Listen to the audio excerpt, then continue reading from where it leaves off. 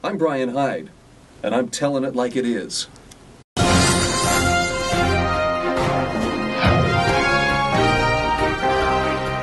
Every year for the last 4 years, a bill has come before the Utah legislature seeking to end discrimination, to end bias, to end hate crimes. And this is well-meaning legislation, but it's ultimately very misguided. And here's why. We all discriminate. Every day, every one of us discriminates in some way. It could be what you eat for breakfast, the clothes you wear, the kind of car you drive, the kind of job you choose to work. Discrimination is a part of our lives.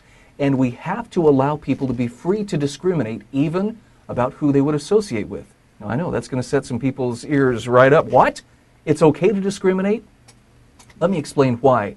We have to have the freedom to choose for ourselves with whom we'll associate and under what circumstances. You see, the problem with hate crimes laws or anti-bias laws or anti-discrimination laws is at some point what is actually taking place is the criminalization of unpopular thoughts. And here's the kicker. Who gets to decide which thoughts are unpopular? At some point, someone has to get inside the offender's head to figure out what they've done wrong. That's the problem with hate. When we accuse someone of hate, what we're relying on is this bogus predicate that it's something bad. We don't know exactly what it is, but it must be bad. Now, I'm not encouraging people to go around hating one another, but I want to illustrate why laws that would end discrimination can actually come back to bite us in the end. For instance, let's say there's a restaurant owner who doesn't want to serve blacks in his restaurant. It should be his right to choose not to serve blacks, just as it should be the right of a black restaurant owner to choose not to serve a group of skinheads that came into his restaurant. Or do we really want the law to force both of them to serve people that they really wouldn't? Now, here's the kicker.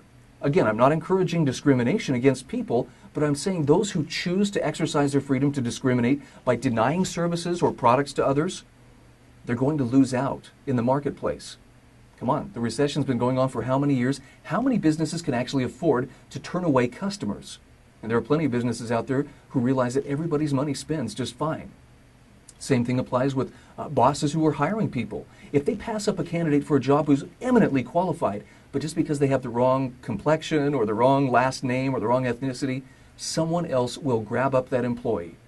You see, there are people who choose to use their freedom to discriminate, to make a statement about how they don't like people because of whatever group they belong to. Those people are very much in the minority. As writer Joseph Sobran once said, what makes the world work is the fact that most people are civil, in the true meaning of that horribly underrated word. There's another way to say it. Treat others the way you would wish to be treated. It's called the Golden Rule, and it works far better than laws that seek to get inside someone's head and punish them for unpopular thoughts. I'm Bryan Hyde, and I'm telling it like it is.